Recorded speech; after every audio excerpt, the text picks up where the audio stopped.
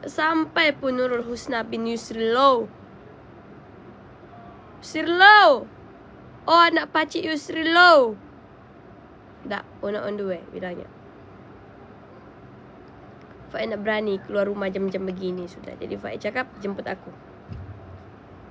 Ketok pintu. Jemput bukan dibawa ya. Jemput depan pintu. Aku mau depan pintu.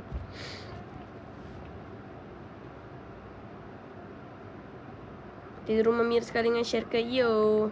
Malam ni tidur berempat. Malam ni kami tidur together. Malam ni kami tidur berpeluk.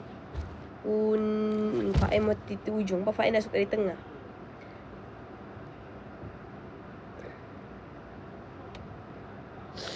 Mira buat open house ke malam ni? Tak tahulah. Kami mau buat. Bila lagi balik ke Sabah nak tahu. Pak bugis apa? Thank you Yang Wish. Thank you Yang Wish. Pak tengah tunggu Una ni. Kejap lagi Pak pergi rumahnya. Kami tidur ramai-ramai.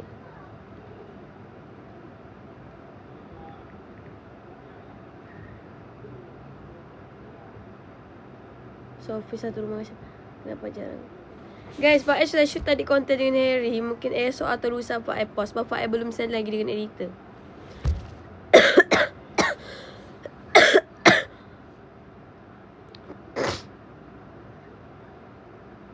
Ni surprise apa ni?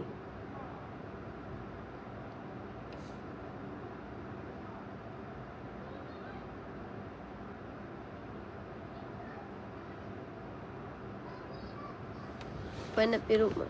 Tak tahu lah AI team ni nak mau buat open house kah?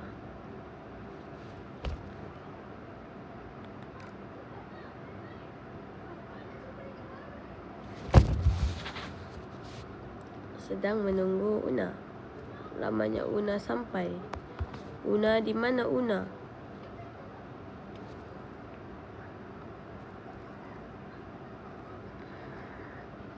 Nak sedap-sedap PF nak mau. Banyak sudah pakai kau. Lelik aku. Tengok tu hari tu Pak punya sini naik jerawat. Tapi biar terus jadi macam mamat tiri aku ada macam tak lalat sudah situ. Nak sedap-sedap PM tak mau. Jangan PM. Tak mau aku. Tak mau. Tolonglah. Aku tak mau.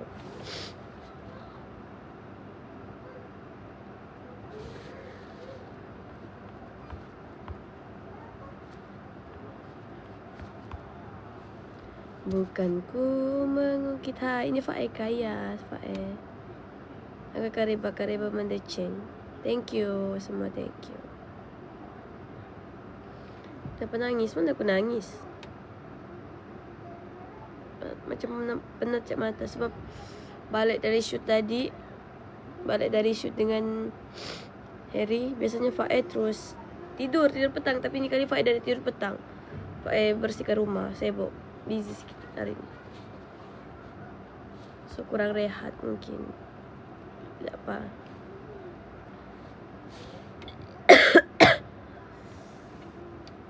Mana Una ni ya?